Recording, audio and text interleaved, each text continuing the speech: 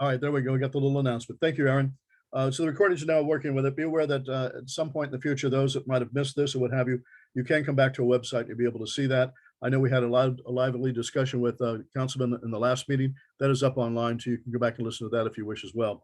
Also, a quick announcement to you, there was a mistake that we caught in the newsletter. The plum meeting is on March the 3rd coming up, not March the 2nd. And they're going to be discussing the food bank request.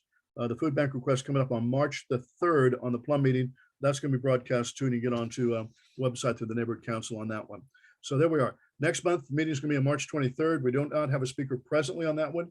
We had to bump Ron Galpin from this particular meeting. He had some conflicts going on too, but I think that works out good for us for this particular meeting. Well, there we are. You'll see around other people that are here are part of our board members that are there. We wanted you to see who they are so you know who you can be talking to and what the people are that are doing the heavy work in the background to it. So without further ado, please let me get to Ken. Ken Kraft is the chairman, CEO, and the founder of Hope of the Valley, and has been doing quite a bit of work with, I guess, unhoused, I'm supposed to say now, rather than homeless. I'm not sure if I'm being derogatory now at these stages, but I'm constantly being corrected at some point, no matter what I say. Ken, I'm going to turn it over to you. I think it would be good for you to explain who you are, what you know about all this, how you know it, what your background is and your expertise. And specifically, let's get into what's going to go on with the 818 that's across from Taft High School and why and what's going to happen there. The floor is yours. Great. Thank you, John. And keep your voice up too for us, Ken. Okay. Yeah. Well, thank you very much for the opportunity to join you in your monthly meeting.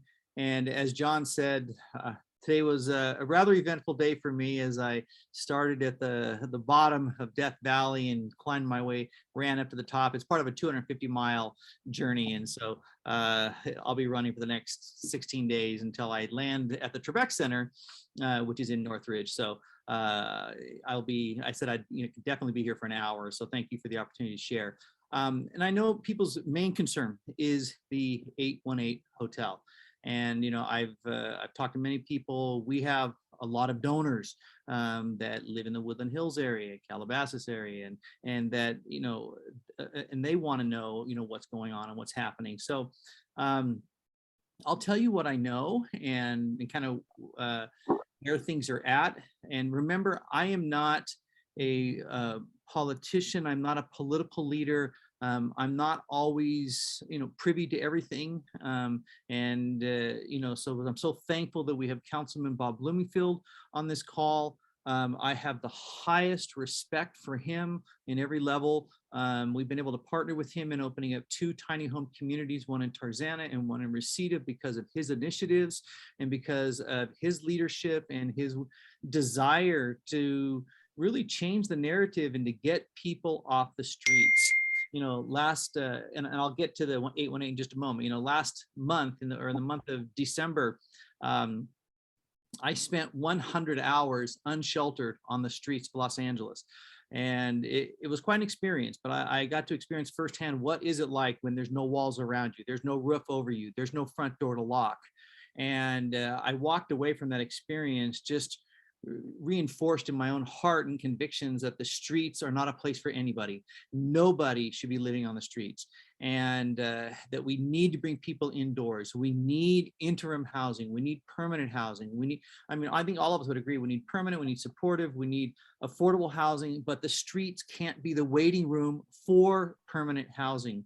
And so I read the papers, I watch the news, I see a lot of criticism oftentimes towards political leaders, towards the mayor, towards county officials. But I got to say, I have never, ever seen what I'm seeing today. Okay. I'm a service provider. Okay. I'm the founder and CEO of Hope of the Valley. Hope of the Valley was founded, it'll be 13 years ago in August. We now have 16 shelters, 16 shelter locations. We have 23 site locations. We have 5 thrift stores. Of those shelter locations, 3 of them are family shelters. One of them is a youth shelter for those who've timed out of foster care, and the rest of them are single adult shelters, either congregant sites or tiny home sites. We have 340 employees. So, this is what we do. And I am a firm believer in what we do. I have strong convictions, and I've seen the fruit and I've seen the benefits of what happens when we bring people indoors and we can provide them the services that they need to get back on their feet. Now, so how did the 818 come about? And again, if I don't get all the details exactly correct from the government side, I thank you, Bob, for correcting me. But I do know that from the state level, that Governor Newsom, that he had pledged, I believe it was like $1.4 billion for the next round of Project Home Key, Project Home Key 2.0. And so the only folks that could apply for Project Home Key was going to be municipalities, which means cities and counties. So as a nonprofit, we couldn't apply for those funds, but the city and the county can. And so the county was looking for organizations that they could partner with to help open and operate and run sites throughout Los Angeles County. And so, you know, as I was having conversations with the chief executive office of LA County, it became apparent that one of the things that they really wanted was they wanted housing or interim housing for families. Now they have a lot of permanent supportive housing projects as well, but they saw one of the biggest needs that they had in LA County was the need for there to be interim housing for families. And so I happen to have a good relationship with a gentleman who works with a lot of different hotels, and he, you know, he said, Ken, have you ever considered the 818 hotel? And so I got to know the 818 hotel, and I reached out to the CEO's office at the county, and I said, look, is this a site that might potentially work? And they said it could. It could work. They said ultimately the state of California is going to make that determination if it is going to be approved for funding. And they said, you know, but Ken, you're going to have to do some due diligence. And so it was a very short, narrow window of time that immediately we had to have a phase 1 environmental report done. We had to have a physical needs assessment. Okay, is this site going to even work? Okay, and how is the condition of the property and those things. We had to hire an architect. The architect had to come in and had to look at what's existing and what are the requirements from a state perspective if you're going to have families in there. And so we had to kind of design that. And actually, the nice thing about the 818 hotel is that they're large rooms. These rooms are over 200 square feet. Ideal for families. Every family, you know, let me just back up for a moment, because we do have 3 family shelters, and we have one family shelter that they don't have bathrooms in their rooms. Okay, they have to go to a bathroom. But the beautiful thing about like the 818 is that these families would actually have the bathrooms inside their own units, 200 plus square feet. And we would have 15 of them that would be for ADA that we'd have to kind of renovate and make sure that they qualified. So we had to do all this due diligence on the front end, even with the risk and the possibility that it may not be funded. We will not know until the middle of March if this project is funded. So, you know, we put out capital in hopes that it would be funded. I know the big concern is, you know, well, why in the world would you put something, a shelter across the street from a high school? And I got to tell you, it's a great location. And let me tell you about our family shelters. Okay, we have 2 family shelters in Chatsworth.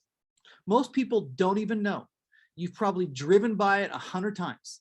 Okay, on the corner of DeSoto and Devonshire, right behind the Walgreens. We have 2 large family shelters. We've never had an issue with the neighbors, and we don't even have security guards there. Now, we would have security guards because it's one of the requirements that the state requires, but we've had 0 issues. People don't even know it's there. And let me tell you why. Because families are very different than oftentimes single adults. And I'm not, you know, picking on single adults because we work with single adults, but oftentimes there's a high level of mental illness and substance abuse, maybe antisocial behavior, but that is not the case with the family shelters. You know, the family shelters that we run, it's mostly single moms. They're all moms with kids, and sometimes nuclear families, and they are rule followers. They want to make sure that because the last thing that a mom wants is to be kicked out of a shelter, because if she gets kicked out, now she's out on the streets. The Department of Social Services is probably going to be contacted. She may run the risk of losing her kids. And so, I mean, they follow the rules and they do what they need to do to make sure they stay there and to make sure that they're in the queue for permanent supportive housing. So what happens on site there? First of all, like Hope of the Valley, we would first renovate the site. It's going to look very much like it does right now. All right, from the outside, you're going to drive by and look the same. We will have a single point of entry, okay, so that people cannot just come on the site. You would have to go through a security guard, and you would have to have a reason. And the only reason that's acceptable is you live there. And so there's no outside visitors coming on site. And once people are inside Hope of the Valley, we would provide 3 meals a day per day for the residents to eat. We would also provide them linkage to if there was a need for mental health services, if there was a need for substance use, which is, I got to be honest, at our other shelters, it's pretty much non-existent with the families that are there. But they would also have access to on-site case management, and the case managers would work with each family and say, okay, let's design a pathway to end your homelessness. And making sure we also have a very robust job training and job placement program to make sure that people get jobs. And then so once they're there on site, we're helping them with case management. We're helping them with housing navigation. They have their basic needs are met on site. And then we work with them to get them placed into permanent housing. People say, well, but why across from a high school? There's kids. The whole site is going to be filled with kids, and many of them are going to be going to the high school. They're going to be going to the local junior high schools. They're going to be going to the local LAUSD, elementary schools. And I would even say this, and I would invite you, if you want to come see our family shelters, I would give you tours. I want you to come see it, because usually what you're not up on, you're down on. And in the absence of information, we create our own narratives. And I don't want you to do that. I want you to be able to see what actually happens. And so if I could choose one population, one demographic, that would be the absolute best for a site across from a high school or there in Woodland Hills, it would be families. Absolutely, hands down, it would be families, because they're really the most compliant, the desire to work within the system and to exit their homelessness.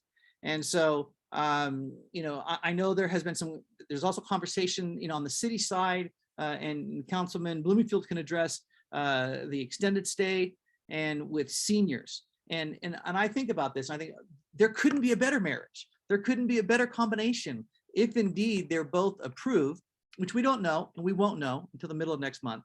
But if they were, kind of like how one generation works so closely, working with seniors and helping out moms and helping out kids, and it could be an incredible opportunity for great things to happen. So that's a little bit of my kind of rambling, and I'd be happy to take some questions, John. Well, let's take a couple of things here. Just to let you know, by the way, we've got almost 100 questions that have come in, and most of them are not very favorable to the issue that's going on, to be honest with you. So I'm looking at them here. A couple of things. First of all, is the community going to get a chance to vote on this? Again, that's not my call. Okay. We're the service provider. All right, fair enough. You're not having anything to do with the extended stay, correct? Correct. Right. The other facilities you have done are located basically where? We talk about, you have 3 of the family ones. Well, they could apply for the extended stay. Oh, that's true. All right, but you have not at this point in time. There's no, well, I don't know if it's been put out for any applications at this point. No, it hasn't. All right. Ken, the other question come up, is there anybody who's going to compete with you to handle the stuff at the 818, or have you got the contract for that? Well, we're the ones that would be buying the site. So If we're going to buy it, we're going to operate it. Well, are you actually buying? I thought the county is buying that. We are buying it with county funds and state funds. We are already, All right, let's probe that for a second. Is my understanding then that the state is going to fund your foundation, and then your foundation is actually going to purchase the property itself? the state would actually fund the purchase of the building, but it would go through escrow and it would be in our name. Yes. So you're going to own it, or Correct. the foundation, right? Correct. And again, you're a 501c3 foundation, correct? A nonprofit. Correct. What kind of I'll call it profits, if for lack of that, are you going to make from handling this particular property? Obviously, you're going to get a 60 some odd million dollar piece of property that's going to come to you without any more outlays of funds, correct? Well, no, there's renovation. Okay, I understand. All right, but I'm saying, and there's the operations. and the operations, but as of before you start spending any more money out of your pocket, you're going to get a piece of property that's going to come over into the foundation's name, not in your personal name, but the foundation's name, correct? Yes, into the Right. corporation. And it's about whatever the price is, and forgive me, I've forgotten. I think some 67 million or something like that piece of property. No, it would be, it's 30 million. It's not 60. All right, somewhere in that area. All right, sorry about that. I'm off of my figures. And I apologize. Should have had those in my Okay. fingertips here. So once that comes over to you, if the state says, yes, let's do it, you now own it, you now are going to operate it, and you're going to have to put money in it in order to operate it, correct? We would have an obligation that we have to, provide these services. I believe it's for a minimum of 15 years. It could be 20 years. And so, and if we didn't provide those services, then the state would have the opportunity to bring somebody else. It's a whole process, but somebody else in, and we would lose the right to actually have that property. Are you actually going to have title to it, or are you just going to have a right of use of it during that time? We would have title. You have title. All right. So are you also now going to be making some money from the day-to-day operations of that? In other words, it's going to cost money to have people in there, and Yes, somebody's we going to would be paying you. I'm sorry? We would lose money. Explain that to me. Okay, because they give you a per diem, a per dollar per family. Okay, and then when you look at, there's a scope of required services of everything that has to be fulfilled if you're going to operate this site. And when we put it all together, the actual cost of it, let's just say they're going to pay $72 per family a day. Our actual cost is closer to $105, something to that effect. So we actually lose money. That's why Where are you making up that difference from? Our thrift stores. We have 5 thrift stores, and the profits from our thrift stores go into it. That's why I'm running this race right now, because we didn't have enough money even in building the Trebek Center with the cities. So but that's okay. We fundraise, and between fundraisers and thrift stores, that's how we make up the gap funding that we have to have. So it sounds like that other than the fact that you would get the actual property itself and the value of the property, on a month-to-month basis, you're going to actually lose money and have to find other sources of that money from whether thrift stores or other donations from other individuals. Is that fair? That's typically the case. Yeah. Okay. Is that the case with the other facilities you're operating? Is there anybody that you've operated that is a positive cash flow? No. We have no, not at all. All right. So are there any other facilities you actually own the property for? We own one of our family shelters, the Genesis House. We own our recovery program, and we own the Trebek Center, which is Skateland. We own that. Okay. And if let's take the following. Let's say that this turns out to be to not work the way that you think it's going to work, and it turns out to be really a blight on the community. How do we get out of it? Or do we? Well, I would say he who frames the question wins the debate. It's not going to be a blight. It's going to be a blessing. It's going to be an asset to the community, and we're going to be able to help people that are in need, especially moms and kids. Well, I understand, but the people do want to. I'm getting questions from them going, if we say, all right, we'll give a tip of the hat to you, you've done a good job in other parts of the valley, what have you. This is across my high school. We're really worried about that. And but if it goes south on us, John, how do we get out of that? Why would someone be concerned that it's across from a high school? Why?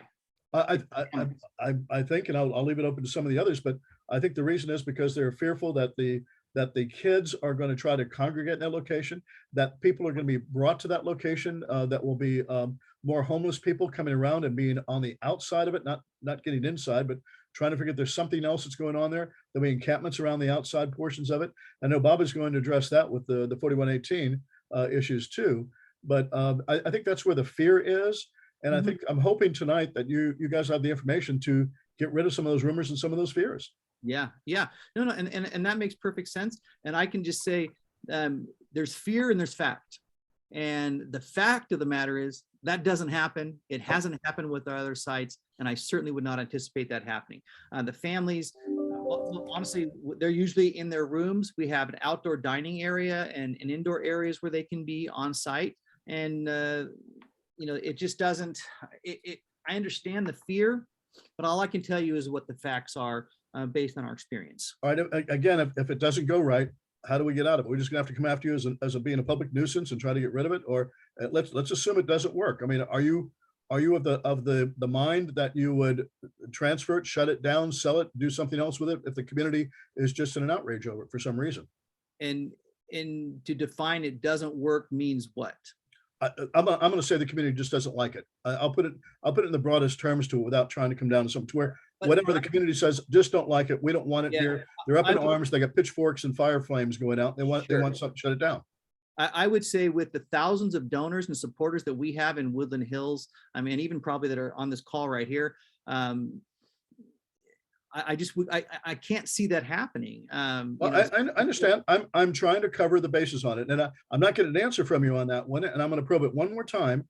If something doesn't go right, are you up to whether you would sell the property, offer it up for some other use, or what would you do with it if it just doesn't meet up? I mean, listen, Ken, you're doing a good job, I believe, with the stuff that's out there, but you may not be here for the next 30 years. Okay. Somebody may step into your shoes that doesn't have the same mentality and the same approach that you do, and it goes down the hill and it's not providing the same type of services. What do we do? The state will make sure that if it's not us and if someone else gets in there, that site is operated according to the highest standards that the state requires. Where can we get a copy of what these standards are? In other words, what you've got to put in, how many hours you got to put in, what are you gonna do with security guards and staffing and what have you?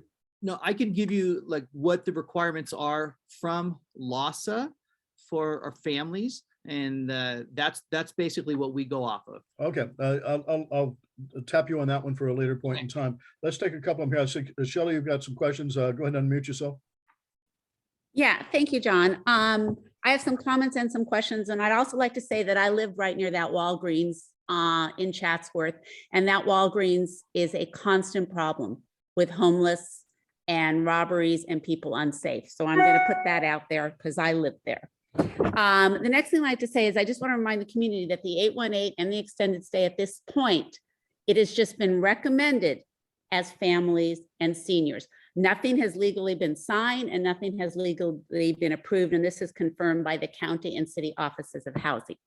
So my question for you is, Ken, are these hotels conversions, the 818, ascribing to the Housing First model, which is required for funding in Los Angeles and the state of California? If your answer is yes, according to the rules of Housing First, is that there are no requirements for, it's a zero barrier entry. There are no requirements to be sober. There are no requirements to be off of drugs or be mentally stable. And evidenced by the fact that you're offering these services, the community is concerned about that, because just because you call someone a family doesn't mean they aren't dealing with addiction and mental health.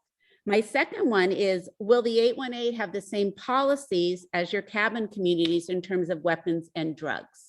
Because I myself, with another board member, toured with you the cabin community when they first opened. And as we toured this, we passed lockers and we asked, what are these lockers for? And you very honestly said, we don't allow drugs and we don't allow weapons, but I believe homeless, especially women, should have knives. So they have to store their drugs and their weapons in the lockers. When we asked what happens when they leave for the day, you said, well, we can't restrict their belongings so they can take their weapons and drugs and go out for the day into the community. Same thing would apply here. You can't say because it's a family that can't be an issue. People aren't going to stay inside. You build your fence, you have one exit, you have one entrance, you have a security guard. people don't stay inside. It's not a prison, you know, they should be able to go into the community. That's my next question. And then, Don't give me too many now. you claimed, last one, you claimed when we took the tour that your contract for your occupants said no dual residencies allowed, meaning you can't be an occupant of the cabins and have a tent outside, which is a concern. That's been a concern around a lot of bridge housing. It's been a concern around the Willows. But yet we know from neighborhood council meetings and community meetings that at least 3 of the occupants on Corbin, who were the major dealers, were occupants of your cabin community. So there's my questions. Sorry for that many. Okay. As far as the first question, you know, with the county and it being families, our entire application was predicated solely on this being a family shelter. If it's not a family shelter, then we won't be there. I mean, this whole process was predicated. It is a family shelter, the whole application. And so the county said it is a family shelter. That's why we're doing it. So, you know, it is, as far as any concern that it's going to be anything other than a family shelter, it's going to be a family shelter. Our entire, that's all the application was. That's what we've done. That's why, anyhow, so I, you know, I'm not sure. I don't, you know, that's a county issue. And so, you know, we'll let the county, you know, can address that. But all I can tell you is it is a family shelter, and everything that we've done and that I signed is only going to be a family shelter. We do have some county representatives that are online, and we'll bring them on a little bit later. Ken, I don't want to take up the time from you because I know you got to get back to the stuff, but let's take a couple other questions around too and see where you are with it. Bobby, go ahead and unmute yourself. Hi, thanks. So I want to kind of piggyback it off of what you just said. If it's not a family shelter, and then you have our tax money that has purchased this hotel for Hope of the Valley, then what happens to the hotel? It won't go through. I mean, your no. title won't go through. You will not own the building. No, it's if it's not a family shelter. Yeah, 100%. It's a family shelter. So I guess it's always follow the money, right? So my understanding from what you said is that you're buying the hotel with state funds. The state funds come from our tax dollars. And then you're going to be operating it at a loss, funding it with other activities. But at one point you have a $30 million property that you have title to.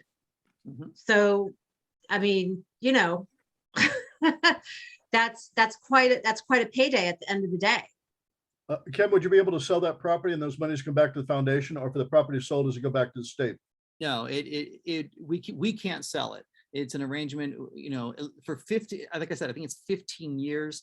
That property can only be used for families. And if we cease to operate it as such, there's language in this agreement that they have first right of refusal to take that over. What do we need a copy of this agreement? I'd like to take a look at that. Yeah, it's in the application form, and it's with the. Can I get that from you at some point this week, or well, whenever you get back, or from some of your staff? Back in a couple weeks.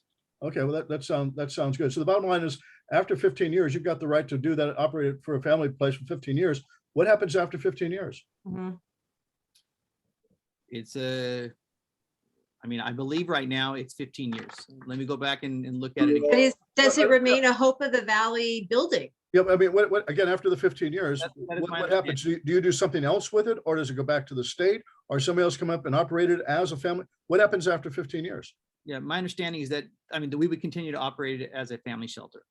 But you don't have to. The contract's for 15 years or 20 years. Let's, you know, hypothetically, not assuming it's 15 years. This is what's causing people a lot of problems on this. There's a lot of maybe ifs, kind of, sort ofs, because we're not seeing all the contracts, and that's where I think we come back to faulting the county on this. They've not been upfront with having meetings with us, telling what's going on, explaining the process to us, and we're kind of a bit of a loss, kind of at the last minute, trying to figure out what the heck is going on with this. And let me just say also again, John, remember this process was so very. There wasn't a whole lot of time between the time that we even found out about it. And so my main concern had to do with the due diligence on the Yeah. property and making sure that it even qualified. So some of these things I'd be happy to get the answers to.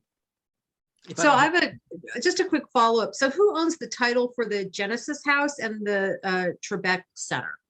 Hope of the Valley, Hope of the Valley, and those funds came from the state? no. Where did the funds come from for those Genesis buildings? House we purchased a long time ago. That was 12 years ago. I think it was like 12 years ago. I'm sorry, but 10 years ago. And that was through fundraising dollars.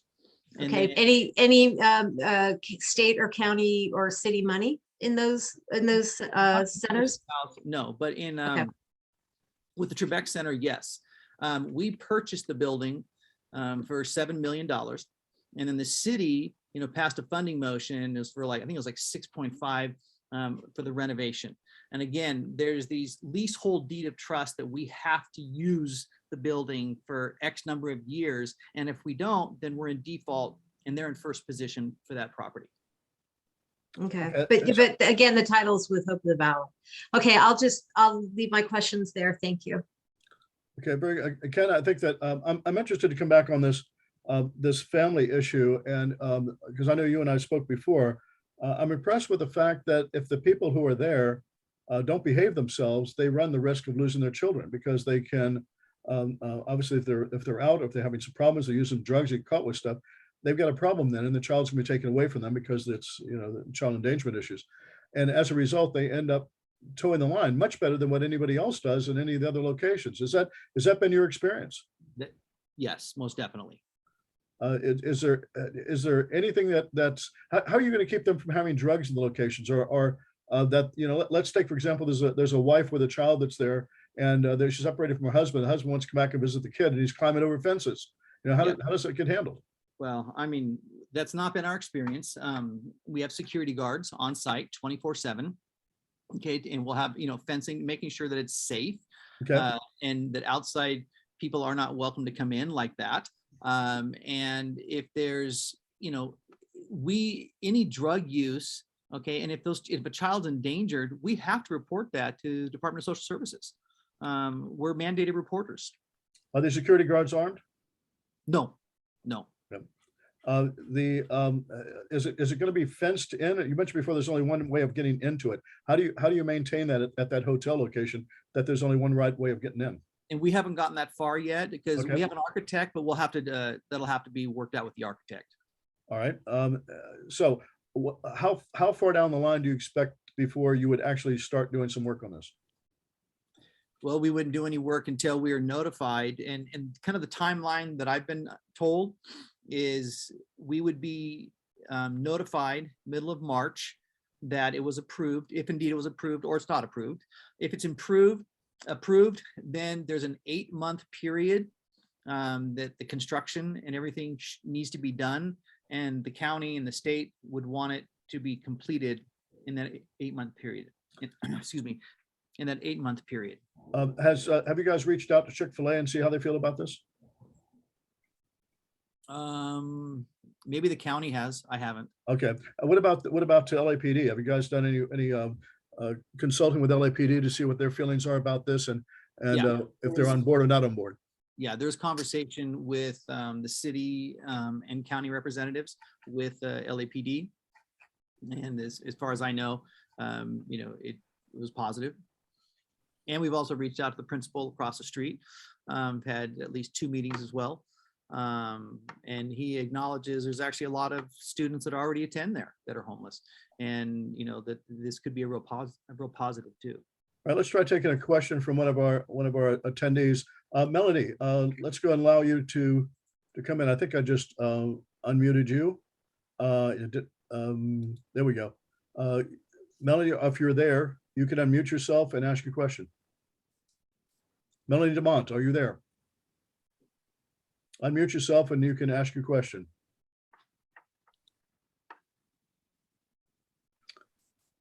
All right, technical difficulties, I guess, again on it. Let's take a shot at Andrew Adlin. Yes. Go ahead. Hi. Hi, Ken. I had a kind of a 2-part question. We'll start with Hope of the Valley was in Sun Valley for many, many years, distributing food and thrift store. What happened there? The owner did not renew the lease.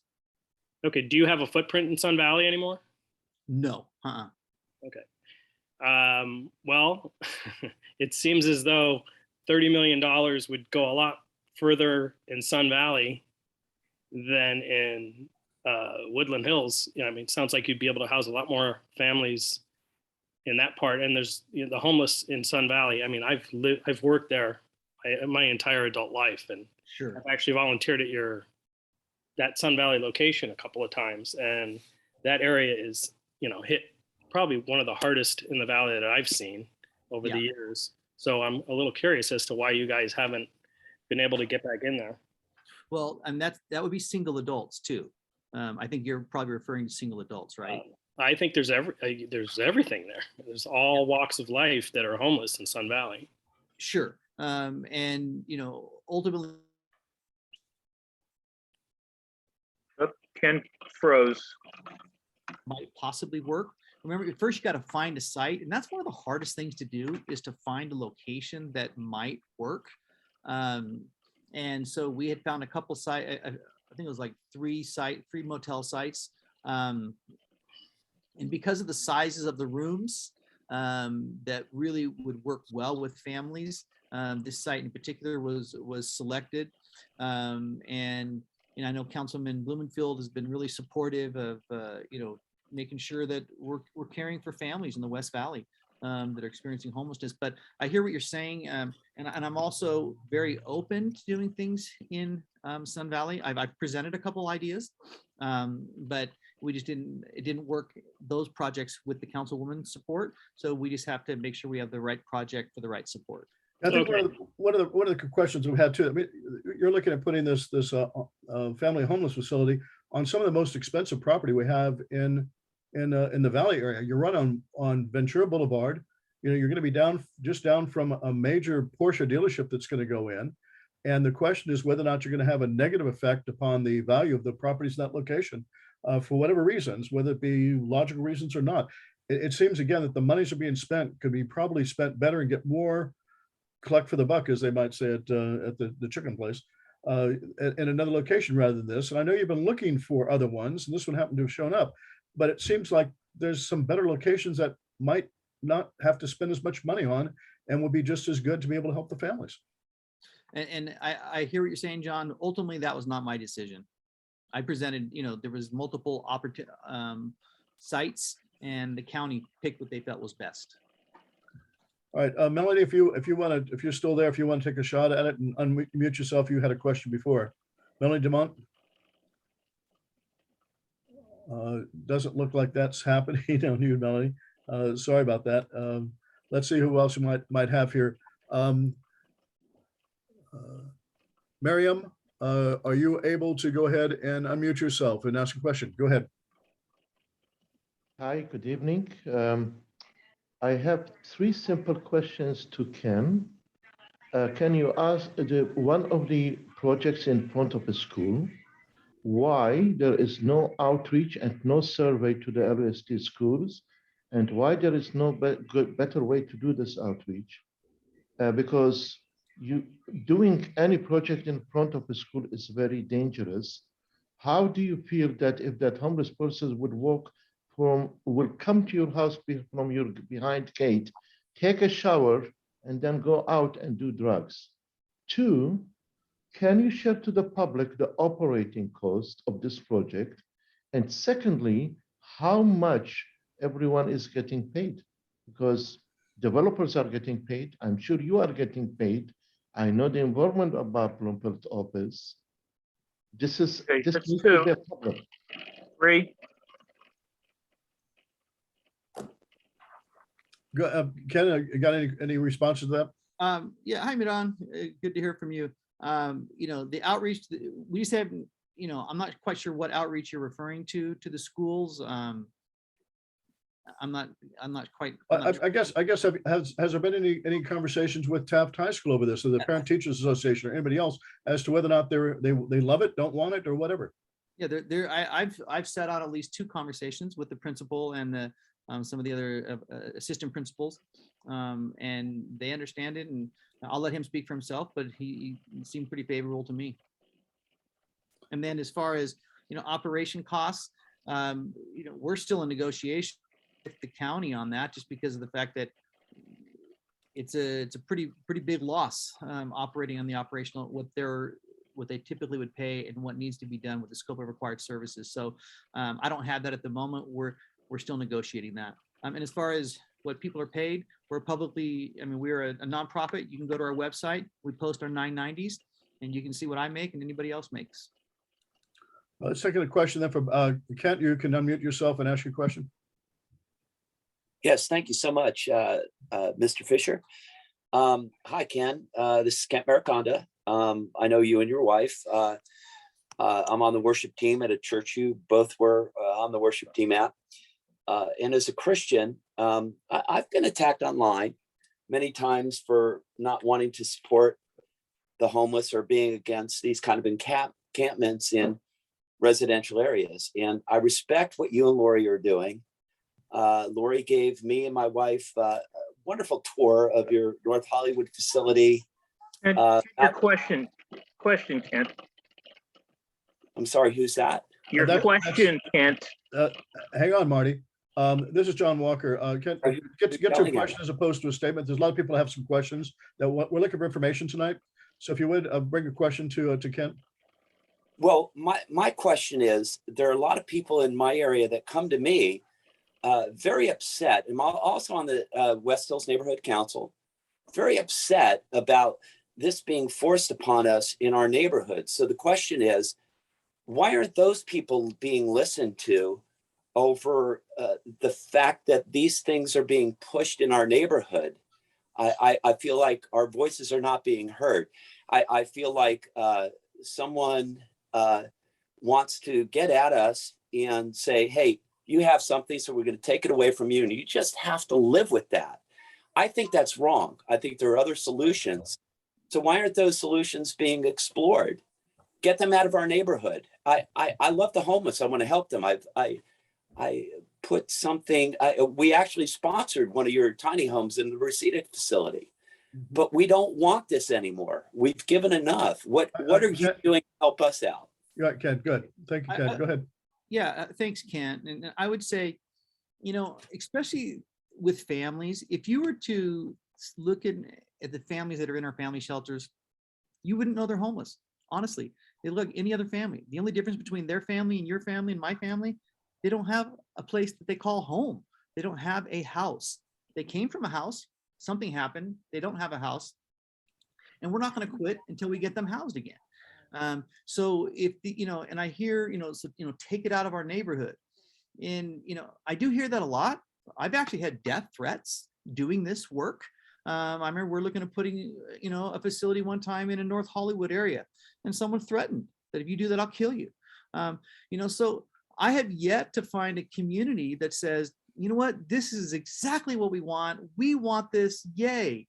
No, there's usually concern and legitimate concern. And I think we have to look at what are those issues. Ultimately, like I said, it's not my decision. We're a service provider, and we'll do an incredible job making sure that these families are cared for, that they're loved, they're served, their needs are met, and we're going to get them placed into permanent housing.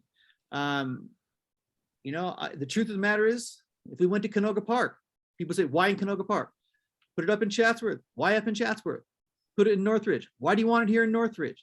I mean, honestly, every place I've gone, resistance, resistance, resistance. And so we all got to give a little bit. And I think if you're going to have a shelter in your community in Woodland Hills, this is the best possible shelter you could have. Vicken, you're able to speak if you can. Go ahead. Sure, thank you. I've lived in Woodland Hills for many years, and before that in Tarzana, and I can guarantee you that there's little to no families that are homeless. There's a lot of transients that choose to be transient and drug addicts, and like everybody else is saying, we don't want this in our community. So for you to say that everybody, that this is going to help families in front of a high school, who did you talk to in the high school that actually needed any help, that actually gave you their consent? Yeah, Vic, and I would just say, have you read the homeless report, the homeless count from last year? 39% are moms and kids. So I don't know where you're getting your Well, statistics. I live in the community. I drive in my community. It's all Yes, able-bodied because men and I'll women tell you doing why. drugs on the streets. Let me tell you why, Vic. And you're talking about single adults. A mom who's homeless with her kids, do you think she's going to be standing on the street corner saying, I'm homeless? No, she's afraid her kids are going to be taken away. So, well, in those cases, I mean, you don't see them. All right. But if you talk to anybody in the county who's responsible for, making sure these families are cared for, I mean, they are lining the motels up and down Sepulveda Boulevard and San Fernando Road. And it's horrible. It's no place for any family to be.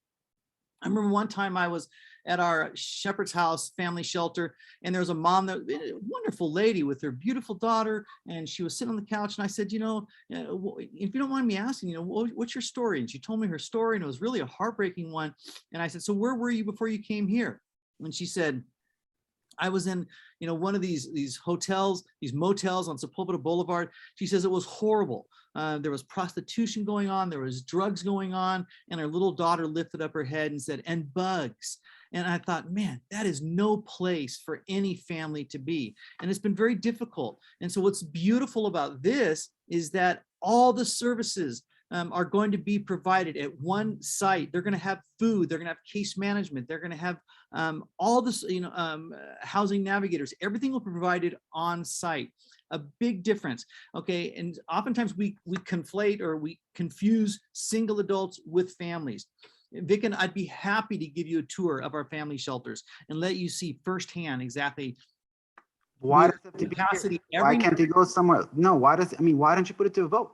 I mean, ask the people in Woodland Hills, put it to a vote. See who wants it. Vic, and if we put it to a vote, there would be no shelters anywhere.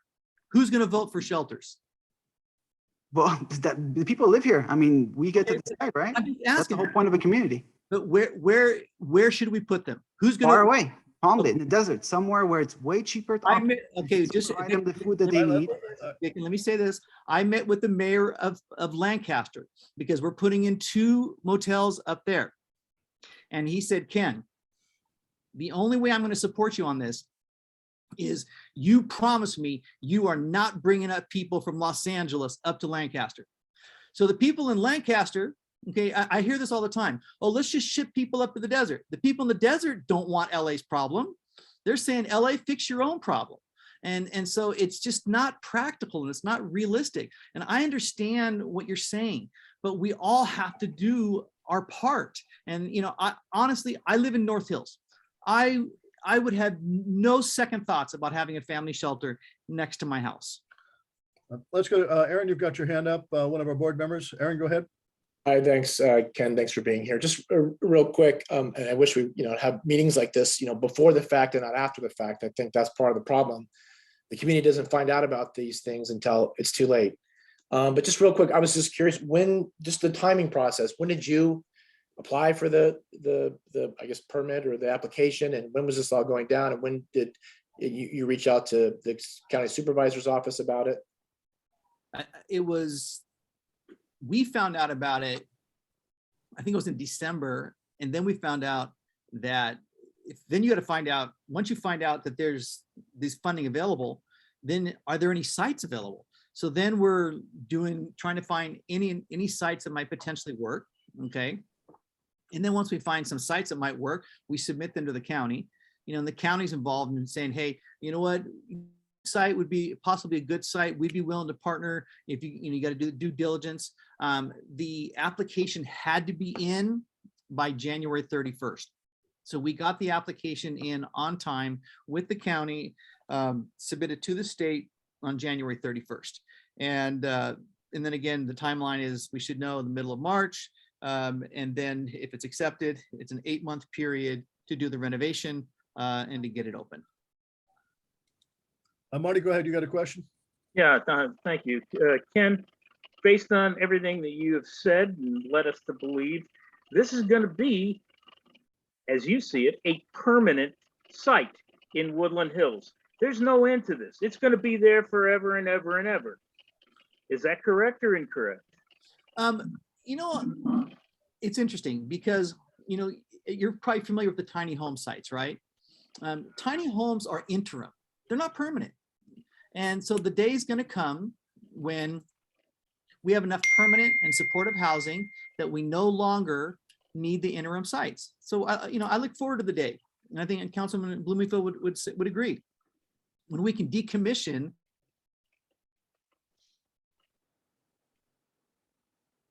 Froze. So what, you know, you ask, you know, so is this going to be permanent? I look forward to the day, maybe we don't need any more interim housing and maybe someday it gets converted to permanent supportive housing.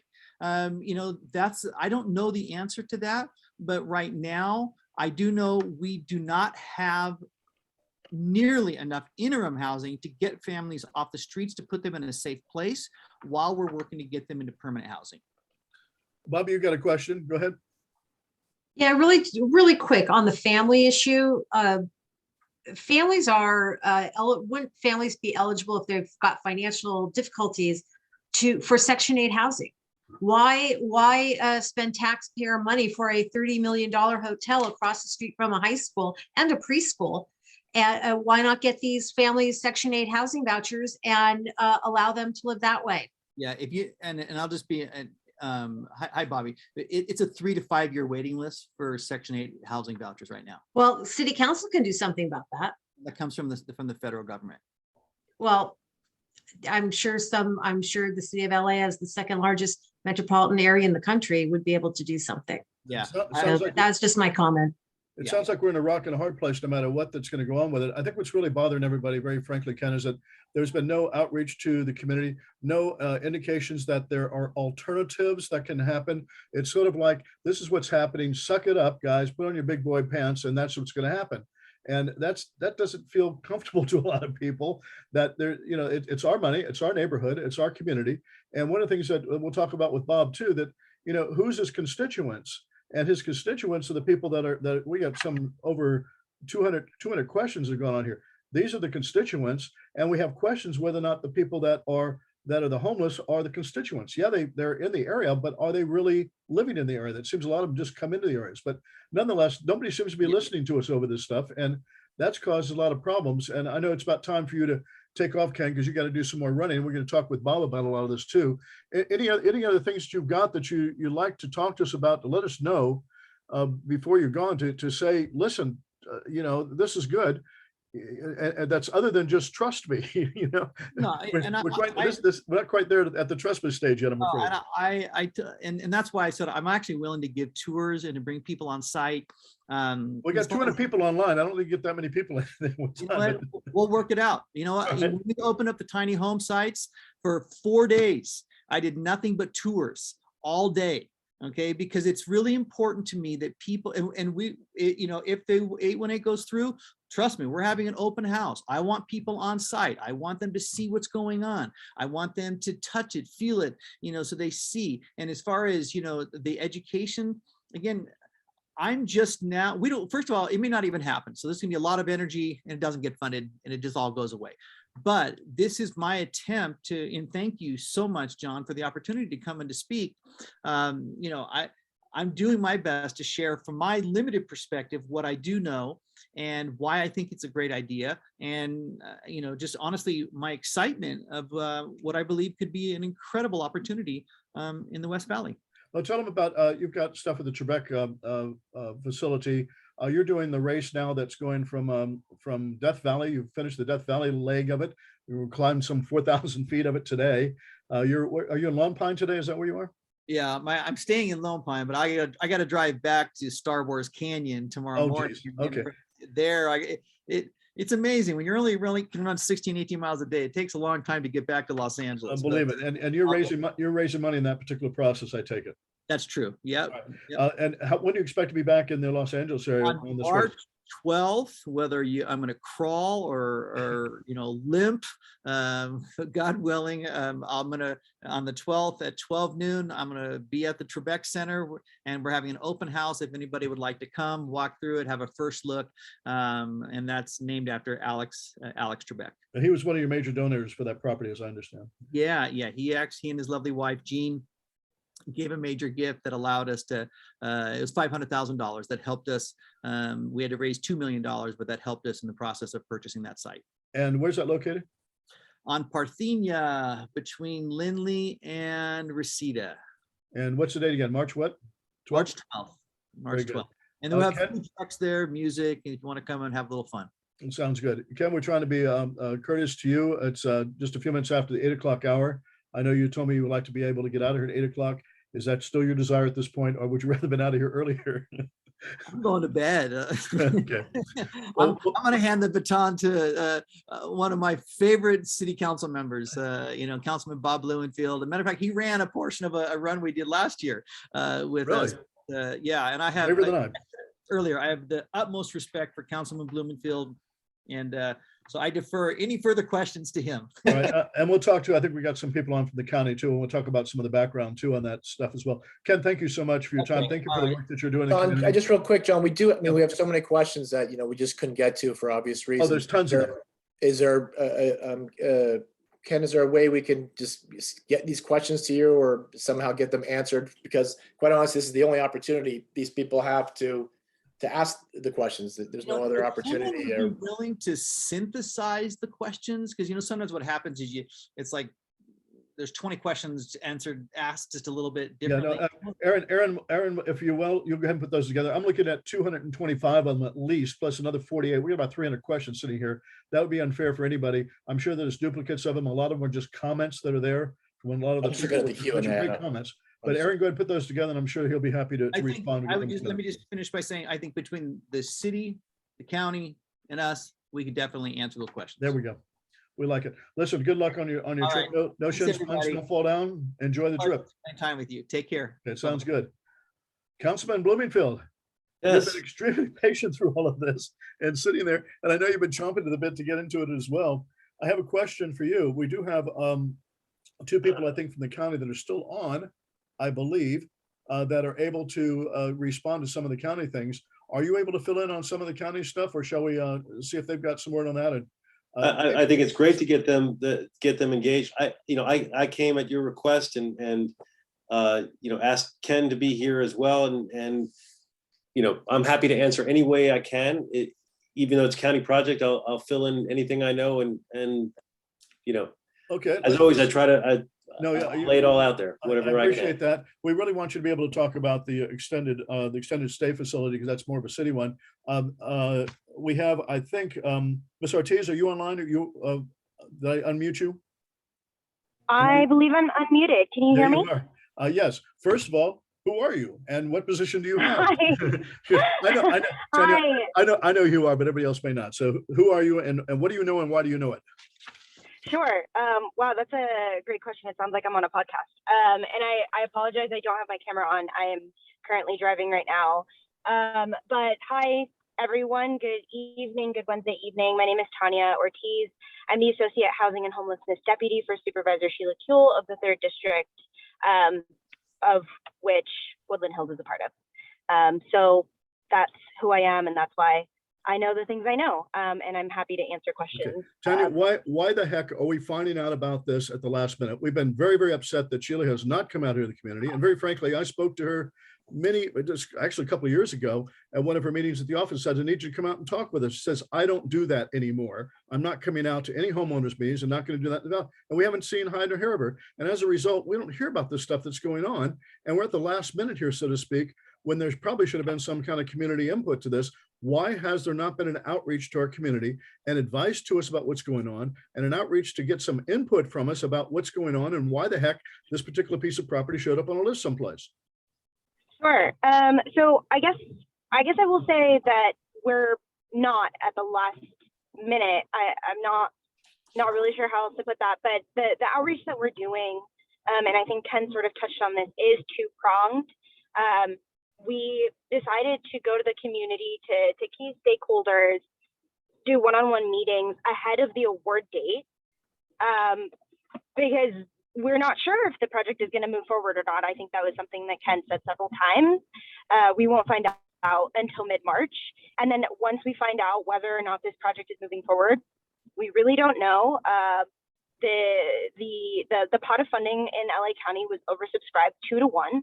I think in total for the city and the county alone, there are close to 30 projects that were proposed, and that does not include the city of Long Beach, which also proposed additional projects. So we have no idea which projects are going to be chosen, but if this project does move forward, then we will be scaling up our outreach and having larger community meetings. And of course, like happy to continue coming back to this. Tanya, let me say, you say you reached out to some of the key players. I'm not aware the neighborhood councils had a touch on this. We've certainly not heard a thing about it at all. And we've been around since 1985. In fact, I had a 30-minute conversation with Aaron, who I believe is on your board. All right. How long ago was that? That was last week. Oh, okay. Well, that's after the fact. That's after we found out about this stuff. We started doing some investigation to find out what was going on with it. Dennis, you've got some, Dennis DiBiase, you got some questions. Go ahead. Thank you. Can you hear me? Yes. Yeah. So, Tanya, thank you for coming. Ken mentioned earlier, too, that there were other sites that were proposed. And you've just mentioned, too, that there were about 30 sites that are being considered.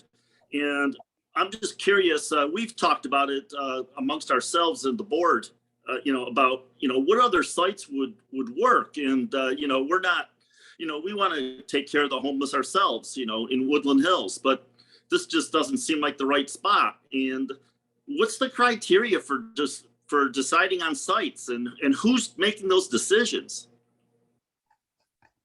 Yeah, those are really great questions. Off the top of my head, I could not tell you what the criteria is. This is a state program, and the county, I know we keep saying the county as this like nebulous term, but the supervisor's office is the one going out and doing the outreach because we have more, community relationships than the CEO real estate office and the homeless initiative, which are the ones who are leading, spearheading this process. But so I could not tell you all 30 sites off the top of my head. I do know that there are 4 in District 3 alone that are being proposed. So I could speak to those, but ultimately, I mean, I think the question is going to continue coming back to, if not here, where. And the truth is that if we could afford to have all 30, we should probably do all 30. Because every neighborhood and every spa is facing this crisis. And I think everyone kind of feels the same. Everyone feels like my neighborhood isn't the right spot, find somewhere else. Well, Tanya, why is there not any input coming from us as to why we think, for example, that across the street from Taft High School is not the right location, that there might be some other better ones? If there's 3 of them, for example, in the Woodland Hills area, and maybe that one needs to be taken off the list because it's across the street from a high school and nobody's really happy about that. And you're causing dissension in the community. It might be the other ones are even better, or even there's something up further north in district north of us, up in Lee's district. So why are you not taking any kind of input from the community on this? Why is there not any hearings on it at all? Yeah, this is us taking the input. I know that that's upsetting. Well, the list has already been made. It should have been, listen, these are the ones we're considering for there. This has already been proposed and you've already given it up to the state for the state to fund. They are being considered by the state. And also to clarify, there are not 3 county projects being proposed in Woodland Hills. There are 4 county projects being proposed in the 3 in the Valley, 1 in on Beverly in Vermont. I think that's like Koreatown. Okay. So 4 really completely different areas. We would love for all 4 to get funded, to be clear. And we're doing the same process with every neighborhood that they're in. Okay, well, Aaron, you got a question, go ahead. Hi, Tanya. Yeah, I just had a quick question, a quick one. Well, I sure. Love that you said I was a key stakeholder in the community. I probably is not true, but to John's point, who else did you reach out to? And again, before the vote was taken, not after. There's not been any vote taken. What do you Wait a mean? minute, wait, hold It's on. already been approved, the Yeah, 19. There has not been any vote taken. The state hasn't made any decision. No, This was an that's not the application point. that The The county county submitted, that is the point. the county submitted That it is to the that is state. the point. The county submitted it to the state. Who took the vote on submitting it to the state? That was, There was no vote. Hope of the Valley went in as a co-applicant. It was an application that was submitted. So there was nothing you're saying then from the county at all, there's nothing from the supervisors that say we move to have these particular properties approved and to be funded by the state. That's not true. They have done that. Yeah, no, that is true. There was board action to say, yes, we are going to pursue these funds, Then but why- the county That's what real I'm estate, the CEO, CEO Real Estate and the Homeless Initiative came to the board offices. All 5 board offices have projects that have been proposed in their district. They came to us and said, hey, these are the projects being proposed in your district. We're going to go ahead and pursue the funds. It Are you doesn't, okay it with doesn't pursuing the strike, funds? it doesn't strike you at all that there should have been some outreach to the community and going, listen, these particular properties have been looked at. They're the best properties that seem to be around. We're going to apply to the state for those particular fundings. What do you in the community think about these people coming in your location? You know, there should be at least some indication that the county is doing something to let us know what the heck they're doing. We found out through the back door that this is what's going on. And the county did approve that particular motion to indeed submit those properties for the funding from the state. The state may turn it down, but we should have known beforehand that it was at least being proposed and that these were the facilities being done, not just being done out of what appears to be out of the back door someplace in some back room. That's what it appears to be. It may not be, but that's what it appears. Okay. Yeah, I hear you. And I mean, I am always understanding and sorry when people feel that they're being blindsided and that it's happening in back doors. I really do feel that that's emphasized because of how quick the turnaround time is. So Let's take a quick question outside. Kent, go ahead. You're unmuted. And Councilman, we're going to get to you very shortly. I'm really appreciate your patience with this. Go ahead, Kent. Kent, you're unmuted. Thank you. I had a question for Bob. I don't know if he's still there. He is here. Oh, hi, Bob. Hello. This is Kent. We met before at an event in West Hills here. It's Kent Medicana. Come to a question on this, Kent. We're going to run short of time here. I'm so sorry. Thank you so much. Thank you for the reminder. But basically, why aren't you working on protecting the homeowners from things being put in our neighborhoods versus like talking to the homeless and saying, hey, we got a great deal for you. We've got free housing, but put it in other areas. I heard Ken saying that, you know, people up in Lancaster and Victorville don't want that. But what makes you think we want it here? There are solutions that should be explored. Why aren't you exploring other solutions is the question. Let's hear the answer. Go ahead, Bob. I'm trying to explore every solution. I've been listening to homeowners, and I live in this community. I live in Woodland Hills. And for the last several years, what people have been saying is homelessness is the #1 issue. This is unacceptable to have people on the streets. We need to do everything we can to get people off the streets and get them housed and get them services. We don't want the blight of having homelessness, let alone the humanitarian issue. And I've been working very hard to make that happen. And I'm proud to say that now every underpass in my district is clear right now. Anybody goes out right now to any of those underpasses, there is nobody there. Why is there nobody there? Because in the last couple of years, I've been working like heck to stand up housing in this area and shelters to get people in. So the people who used to be and at Winnetka, used to be at Corbin, used to be in these places, they're now in the cabin communities in Reseda and in Canoga Park and in Tarzana. And every time I've come to this homeowners group for the last several years, I've said, we have to put things in every district, every community in the district, including Woodland Hills. And I ask for your suggestions. I've never gotten a suggestion of where would be a good place to put it because there is no good place to put it. And anywhere that would be suggested would be opposed. And everybody here knows it in Woodland Hills. There's nowhere that is going to make everybody happy. So my goal is to get people off the streets so that we don't have that horrible situation of people, you know, being on the streets and suffering right there, and getting people instead into interventions.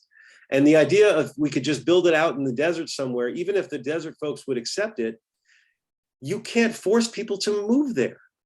The courts have been brutal on the city of Los Angeles, and in terms of what you can and can't do and how you can move people. So it is naive to think that if we built some beautiful facility out in the desert, that the people who are homeless in Woodland Hills are going to go out there. They're here because they have connections here. Let's get a question. Believe me, I go out every week, practically, not every week, but I go out a lot to do homeless outreach. And I talk to the people that are here. Nobody's coming out to Woodland Hills in the heat that we have, and because it's a great place to be homeless. They're coming out here because their estranged parents live here, because they grew up here. They went to high school here. Their parents live here still. That's why they're here. And so we need to figure out solutions here so that they're not on the street. And frankly, I think the two solutions, the one that the county is applying for and the one that the city is applying for, would be positive. And I pushed for families because I think that'd be the best. And for seniors, I had that amendment in there to make it for seniors.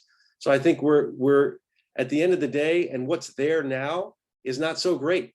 We have, at those two hotels, they have become derelict in many respects.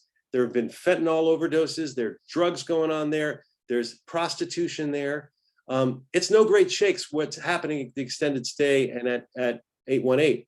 My hope is that if we get these facilities for families and if the state funds them for families and for seniors, that actually what the activities that are going around there are going to be much better, and the population that's going to be around there is going to be much better than what we have right now. Let's take a question from Angela Dawson. Your mic is open. Go ahead, Angela.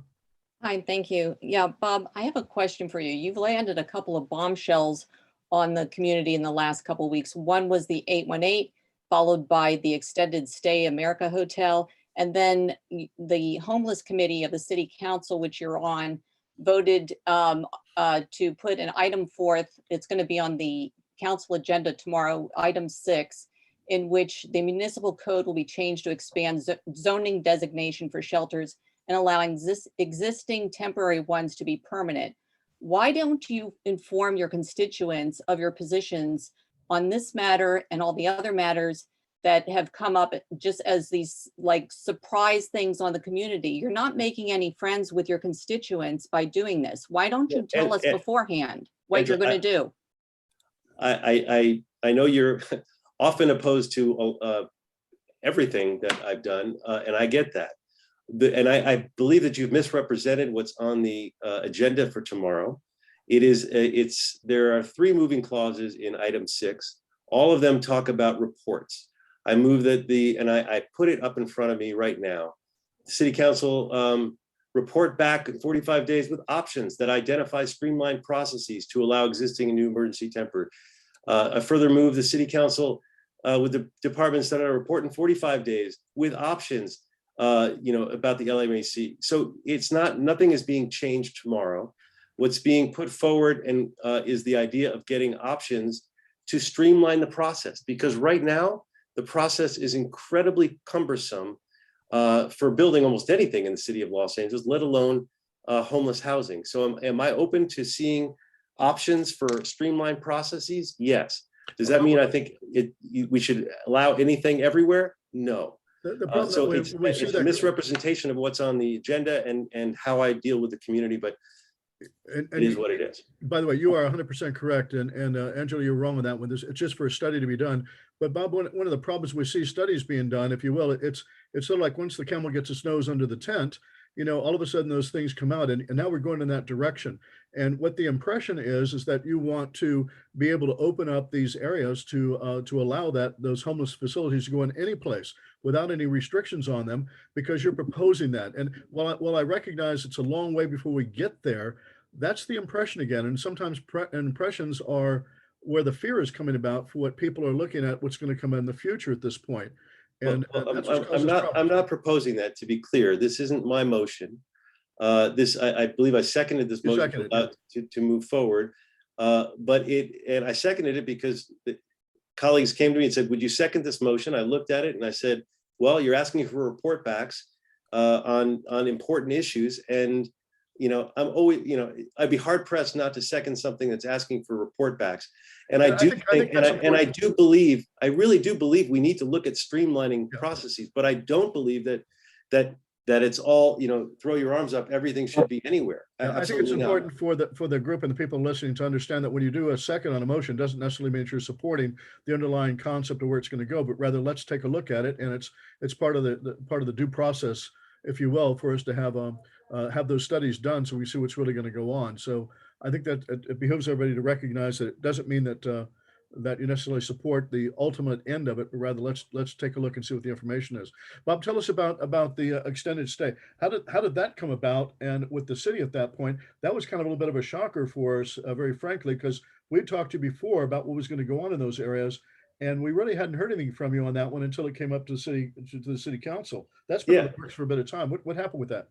So it's, similar to the county in that the city basically and the county have directed their departments to look at any and all hotels, because there's this big chunk of money coming from the state, and the city and the county can apply for those funds.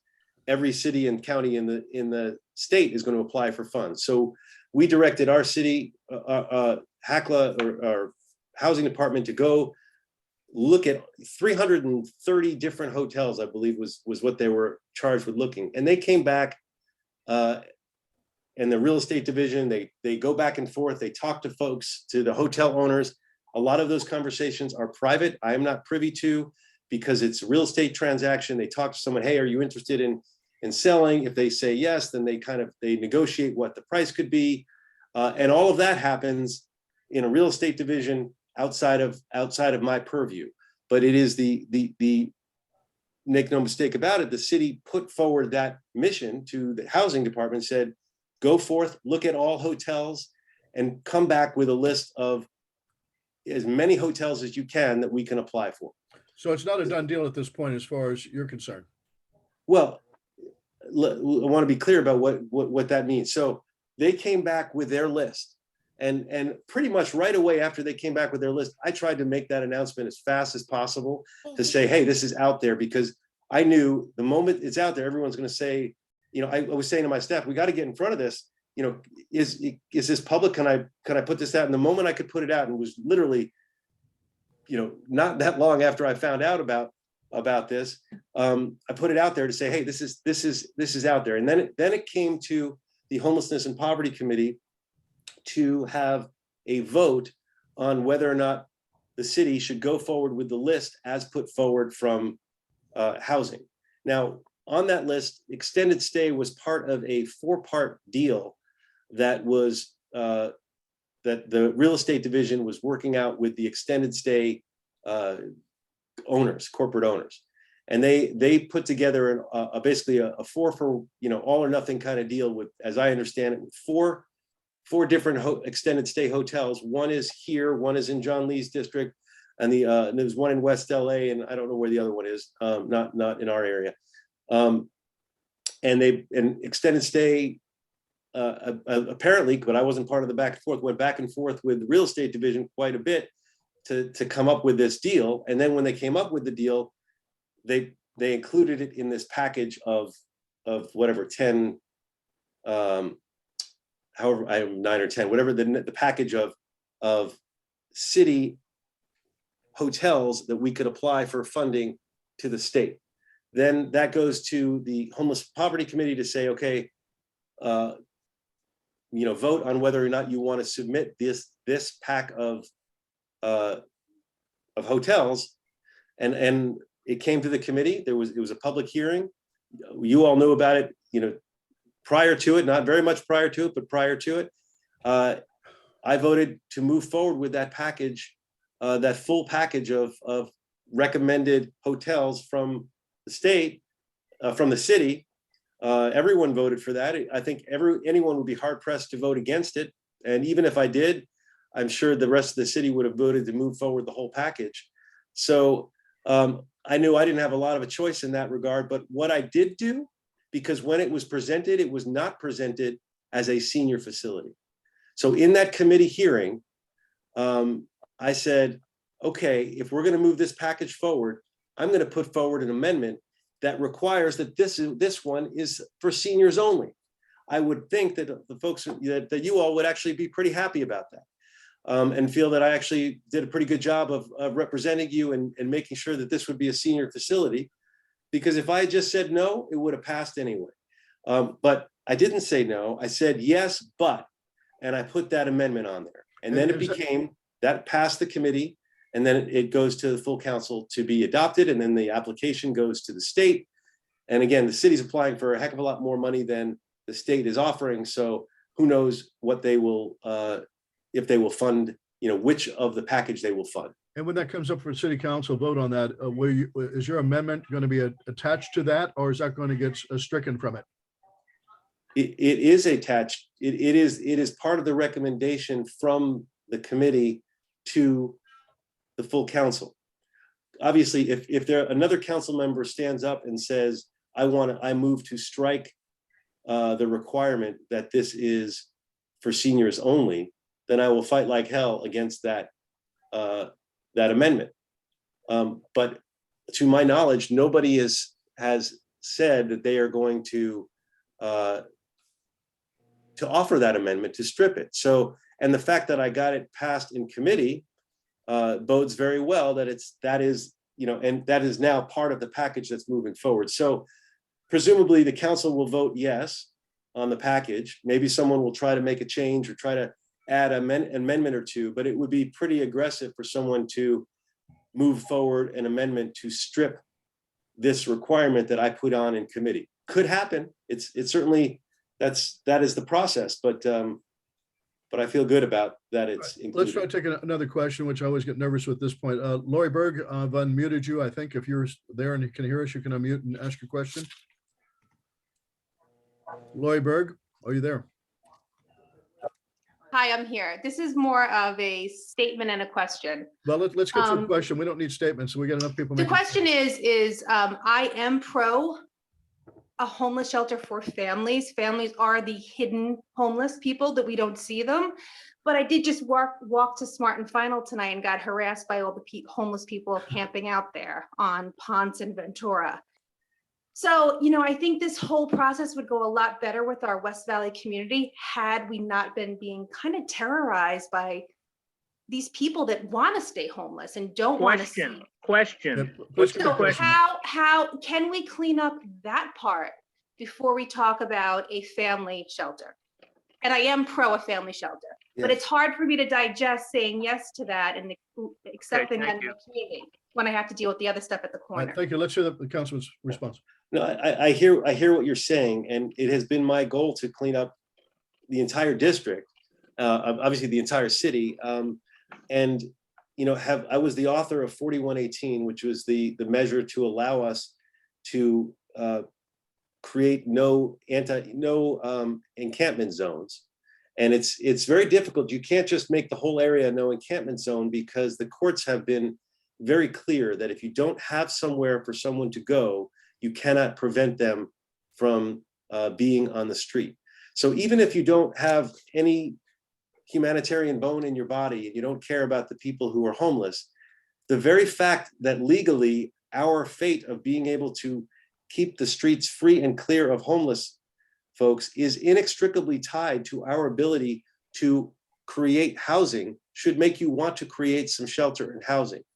And this whole idea of with the Judge Carter case, which really first established this idea that maybe we could have the Boise decision, the question about housing and shelter, the linkage there, not be citywide, but be district specific, really first started with Judge Carter.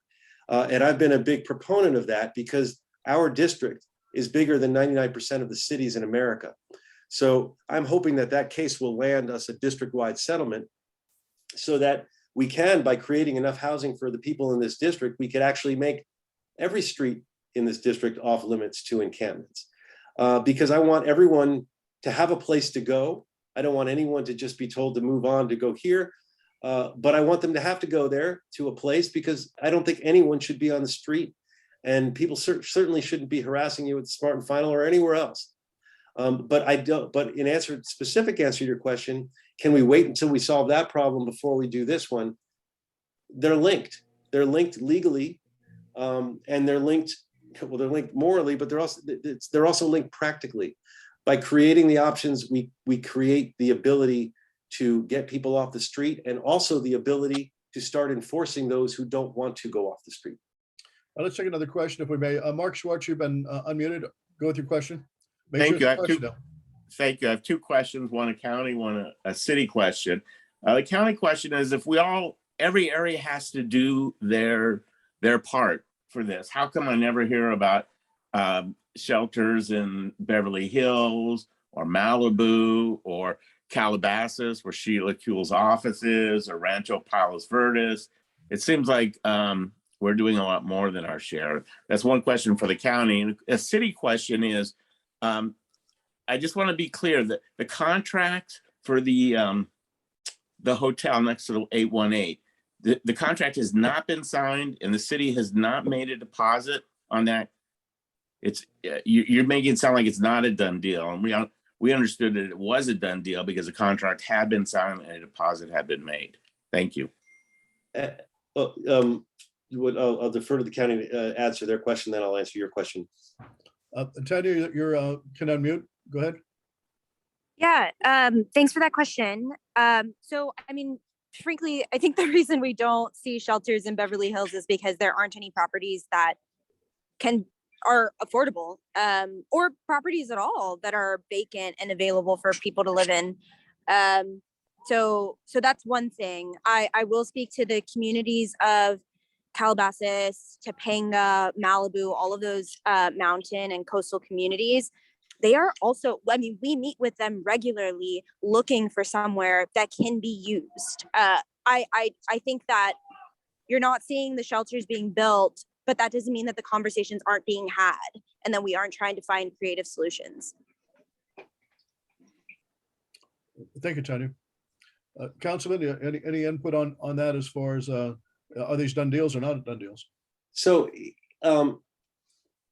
it's not a done deal in the sense that the state hasn't made their funding decision, but as part of the application process, in order to apply for the project, the city has to tie up the hotel with an agreement.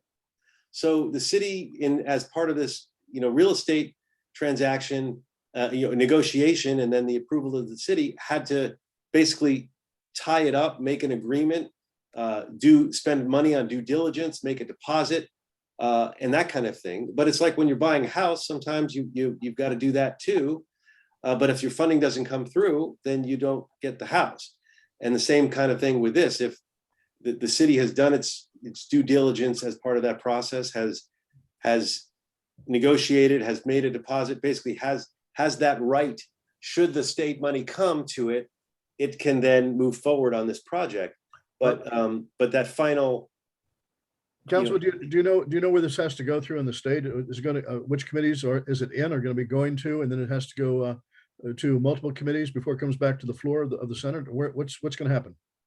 If we know that's a great question, and I can try to get you the answer. I don't know if it actually goes to the legislative body as you're suggesting, or if it is an ministerial thing. Because it's in essence, the state voted to put this big chunk of money toward Home Key, and then they set up what is akin to a grant application, and the city, the county, and the city, and all the cities are applying for these grants. I don't know if they have a panel that decides. I mean, there's definitely a criteria of some sort, but I can get back to you on what that process is. I would appreciate that. I think because again, our voices seem to have been silenced at this point. If there's another place where our voices might be able to be heard, to see if there's other alternatives that are there, I think we might want to at least explore that. And while I understand that you're supporting these particular two projects that they're, for those that may think differently than that, they may want to be able to have at least that voice heard. And I think that would be just fair to them. So if you can help us with that, I think that might be helpful. I'm happy to research it for you to figure out if it goes to what kind of funding committee it goes to. But if you have better ideas than these hotels and you want to put them forward of somewhere in Woodland Hills, I'm all ears. I'm always open to trying to make change in a positive way. And I think that's the challenge. That's What's the that? challenge to us. If those that are yelling and screaming, don't put it across the high school, let's find some other places for it. And again, I think it's unfair to say, don't want it in my backyard. We're not going to have any here. Put it in Beverly Hills. I don't think it's fair. We have to find some way to be able to accommodate what we have here at this point. Shelley, you got a question for the Yes. councilman? Yes, I do. Thank you. Numerous times at city council, even when you were discussing 4118 and at neighborhood council, your representatives and at the WHO meeting, you have said you currently have enough, more than enough housing in CDC 3 to house our unhoused population. And we have one of the lowest numbers in the city.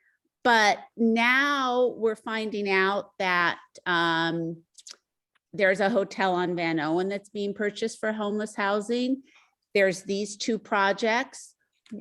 Quite honestly, Ken just said the homeless families that are going to be coming here, and it was confirmed by the county, are going to be coming from anywhere in the San Fernando Valley, from Sepulveda, from North Hills. So it's not alleviating our problem in CDC 3 by opening up for the families. And when you mentioned for seniors, it was very clear at the housing department that they said that they have to make sure that it doesn't violate fair housing and a lot of other restrictions, even though you put the amendment in. So yes, families need housing. Yes, seniors need housing, but by your own words, they're not going to be filled with our residents. Can you? Shelley, those are not my words, just to be clear. I think you're misinterpreting or misquoting me.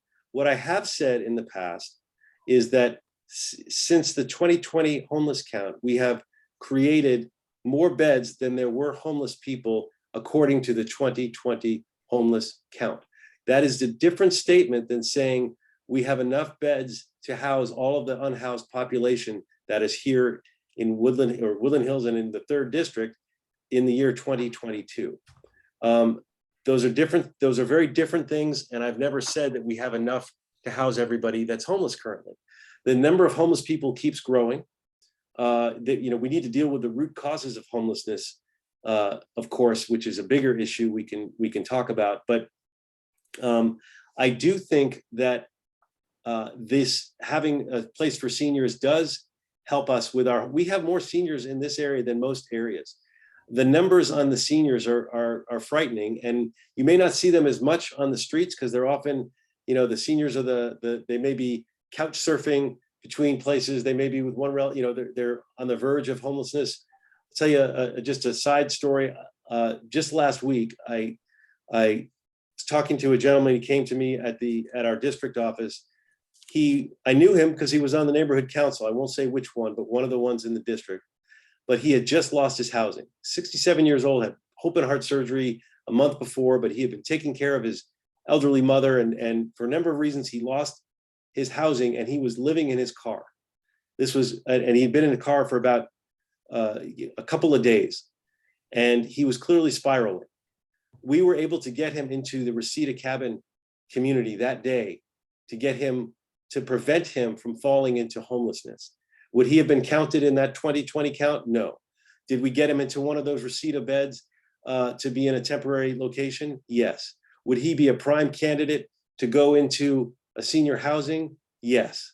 And he is one very real story of a person who I literally was just talking to this last week. And sadly, there are many stories like that. If you go to the West Valley Food Pantry, and I volunteer there sometimes, and you talk to the people who are going through there, some of them are living in the area and they're just food insecure. Some of them are living in their vehicles. A lot of them are seniors. We have a real problem with senior housing, with senior homelessness, and seniors on the verge of homelessness. So I do think this would be very helpful for our area. In terms of the fair housing issues, I strongly contend that that's not the case, that you can have a senior facility, as evidenced by the Winnetka Village. The first permanent supportive housing that I was able to get in as a council member is called Winnetka Village. It's specifically for seniors. It's right across the street from the DMV in Winnetka. If you go down that block, it is the nicest looking building on that block. And we have not had any problems from outside areas, from police problems, anything like that. The seniors who are there are incredibly grateful that they're able to live there. I go there every Christmas since that opened to go visit with the folks there and hear their stories. And you can see that lives have been saved and have turned around, and that is not bringing the community down. In fact, that is bringing the community, that Winnetka Village, I would contend, is bringing that community up. Bob, you're mentioning seniors there. How is that being defined? We get a lot of questions of what constitutes a senior to come into a senior facility that you're tagging onto this property on Ventura Boulevard. And by the way, it seems that the facility you've got up across by DMV, that's a better place for them to be at rather than in the expensive properties on Ventura Boulevard. But what is a senior? What constitutes the senior? But by that logic, then there shouldn't be any the wealthy areas shouldn't have any of the burden. And no, it's not that. It's a question of where's the best expenditure of the monies that you have. Listen, if I got monies, I need a car. It depends on the transportation I need. Do I need a Ferrari or do I need a Cadillac or do I need a But if the homeless people are in Woodland Hills, and they're not going to go down to Skid Row, we tried this for decades as a community of moving all the homeless people to Skid Row. That was and the suggestion. I'm just saying, across from DMV, for example, you like the facilities there and it's doing well. I would assume that the property there per square footage for the property you can get is probably less expensive than what it is on Ventura Boulevard. It's just a question of using the taxpayers' money for stuff. It probably is. And the reality is there's a heck of a lot more going into the areas that are cheaper and lower income than there are into the wealthier areas. Just in my district alone, we don't have any interventions in Woodland Hills. In Canoga Park, we have multiple. In Reseda, we have multiple. And those communities rightfully come to me when I go to their neighborhood councils. They say, why do you only put it in the poor areas? Why don't you put it in the wealthy areas? And I say to them, look, I have committed, I'm going to try to put interventions in every community, because this is a problem that affects every community. And Woodland Hills, when you look at the homeless count, we have a lot of homeless people in Woodland Hills, and we need to deal with that. What are the seniors? Give us a classification for seniors. What is and isn't? This is the classic problem is that people always say, well, we don't know things early enough. You got to come to us early, and then when you come early, like we are for this, you say, well, you don't have enough details. Why don't you come back? Why are you telling me this before you have all the details? It's a catch-22 that we're always in. But let me answer the senior question, because it came up when I raised the amendment. Right. At first they said, well, 65 and older. And then, then someone said something, well, there's some folks you can get for 55, you can get other benefits. And so I made the point, I said, you know what? In my amendment, I don't want to define seniors, because I want you, the service provider, to define seniors in a way that will maximize this project, because they get different dollars for different populations. But seniors pretty much it's either 55, 62, or 70 something. I mean, like they have different classifications of seniors, but that's what we're talking about. It sounds like you left it open so they can make the best deal when they come up to the financing on that too. Is that yes, yeah. No, I left it open so that it could work, but the idea of seniors, I tend to think it's going to skew on the older side, because that's how these projects typically do. Like when you go to Winnetka Village, the folks tend to be older because they're gonna you apply for the funds, and the folks who really need it the most are the ones who get it. So I mean, you apply for the rooms, but if seniors is 55, I'm okay with that. I don't think that's, we're not talking about 20 and 30-year-olds. We're talking about people who are, and that, I mean, according to the AARP, I'm a senior. Okay, I don't consider myself a senior, but damn it, when, several years ago when I turned 50, they sent me one of those cards and said, congratulations, you're now a member of AARP. I was not happy about it. Yeah, but I think what they're concerned about, if you're 55 or 62 or 67, I see one of the questions here, and they're a drug addict going in these places, it doesn't matter what their age really is. If they're a drug addict and nobody's taking care of their mental health issues and what have you, it doesn't matter what you're doing in the facility. I'm assuming that there will be something that's being done to make sure that they have the appropriate assistance coming into any of the facilities to make sure they're able to be taken care of. And keep in mind, for permanent supportive housing, which is what we're talking about in the extended stay, is very different than cabin communities and these transitional ones where you get people right off the street with all of their issues. to get into permanent supportive housing is like winning the lottery. And you have to really want it, you have to apply for it, and you have to get it. So you're gonna, typically this is the cream of the crop, so to speak, the folks who really need it, the people who are, suffering greatly from drug addiction and whatnot, they're you'd be lucky to keep them in the transitional housing for a little while, then they're gonna be out. By the time it gets to applying for permanent supportive housing, you've got to have gone through that system. You may have had many problems throughout your life, but at this point, you're going to the end game. You've been through the system for a long time. You're not just fresh off the street. Marty, you got a question? Go ahead. Yeah, I just want to ask the councilman, what happens if the senior designation actually fails to pass, it's taken off of there? Would you step up and say then no homeless housing at that location at all, either at senior or nothing? Or would you try to block it anyway? Or would you just say, well, I lost, so la-di-da? I mean, I think we're all waiting to hear what happens if the best of plans doesn't always work out that way. Yeah. Well, part of the way I'm effective in the council is, I try to be collaborative. I work with folks. I make things, if I took a very combative stance right now and said, and made it really public that, if it's not my way, it's the highway, I think I would have a harder time of getting the success that I've had. I am very confident that I'm going to be able to keep this, that nobody's going to pull this designation away. And I will, as I said, I will fight like hell to keep it in there.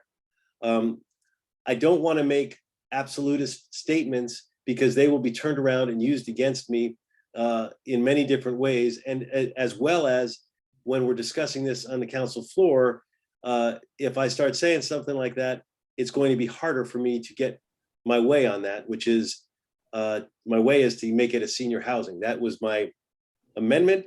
That was successfully done in committee. That's what I'm pushing for. That's what I'm fighting like hell for. That's what I'm confident will remain. So I don't want to deal with the hypothetical because you're dealing with that in the way that you want me to by making an absolute statement will disadvantage my ability to make it a success. Let's try another question. Bob Singer, I'm gonna open up your mic. Give us a question, please. We're running late in time here, and the councilman's been kind to stay on with us. Make us a question, a good one. Go ahead, Bob. Well, I live in an area that Bob has considered. I now live in an area that Bob has considered very valuable to the community, known as Candy Cane Lane, and it's walking distance from the 818 hotel. Do you feel that this will affect the value of homes in this community, which have been rising, and people are have been very happy about their home values rising, and they've been maintaining their homes? What do you think is going to happen to the community once there's more homeless walking around here, as there were when the encampments were under the freeways? Well, I think by removing the encampments from under the freeways, the reality is your home prices and my home prices living in Woodland Hills in this area have continued to go up, even at the worst time when those encampments were all over Winnetka and under that underpass. So I don't know that that is a direct link, but I do think that having those areas free of homeless is only good for the community and probably great for property values. So I'm very glad that the Winnetka underpass and Corbin underpass are clear right now. And I'm very glad that the metal signs have finally gone up and that we're starting to train the police on how to do the rate enforcement there, and that there's nobody there right now, and that's how we want to keep it. And I don't think that having these a permanent supportive housing and a family housing is going to result in people walking around like you're describing. So I do think actually that our property values are going to continue to go up. They're not making more land. We have incredibly valuable land here, and the Woodland Hills is such an amazing area, and all of the growth with the Warner Center is upping your property value through the roof. And frankly, having the hotels that were there that were causing all those issues, and having those hotels were a magnet for a lot of problems, and that magnet will be gone. So my hope is that this is going to be good, and that your property value will continue to go up.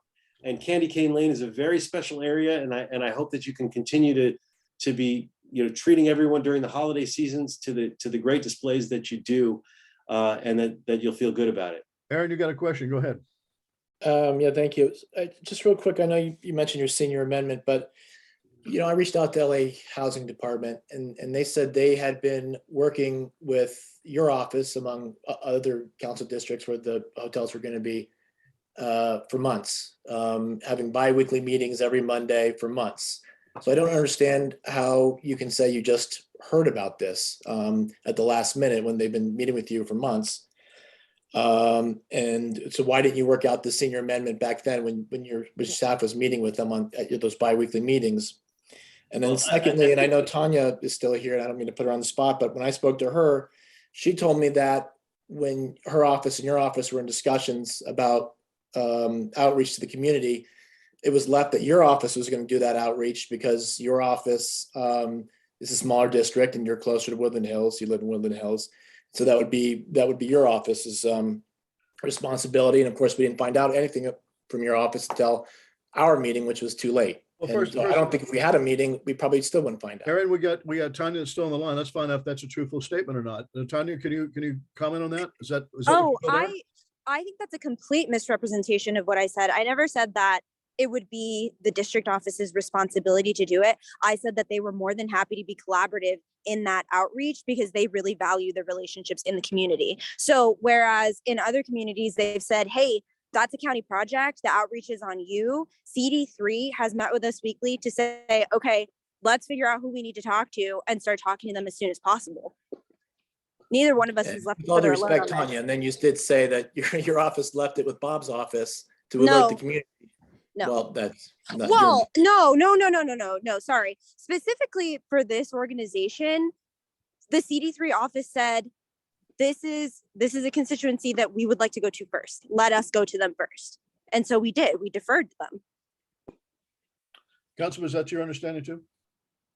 I'm not sure. I mean, the question was, what aspect of this question? It's so convoluted. What are you asking? Aaron, go ahead again. Sure, thank you. And I appreciate that, Tanya. Well, I mean, the first one was her office deferred to your office to alert the community, which did not happen until it was too late. Yeah, and that was never an understanding that they're deferring to us. We work with them. We said how much we value the relationships here. We wanted to have the community. So the moment, I've been out front, even though this is not a city project, the moment I heard about it, I called John, was one of the first people I called because we had talked about the 818 years ago when someone had suggested it was going to be used for homelessness. And I couldn't even believe that because it was a new hotel at that point. And we researched it and found out, no, that wasn't the case. So because that had changed, I wanted to call him pretty much as soon as I knew. Now you were saying, oh yeah, we have regular meetings. We have regular meetings, but I was very clear in explaining how this process went down, which is that, the real estate divisions go out, they're charged with looking at all these hotels. They do their work. They have confidential negotiations that I'm not going to be privy to as an elected official, because they're working with landowners who may or may not want to sell or may not want people to know that they're thinking about selling. But once they came up with their list and they made an official list, that's when we officially found out about it. And that's when, we try to tell everybody that we knew about it. Let's take another question we can from that. We're running out of time here on this one. Cheryl White, I've unmuted you. If you've got a question, stay to a question and make it concise, if you will, if you're there. Cheryl White, are you still online with us? I'll move on to another then, if we will. Hello? Sharon White, are you there? Go ahead. It's Fern. How are you? Oh, Cheryl, you got two different audios going on, so we got a feedback from you. I only have one on. All right, let's see. We got somebody else that's got an open mic here someplace. Make sure everybody else is muted. Go ahead with your question.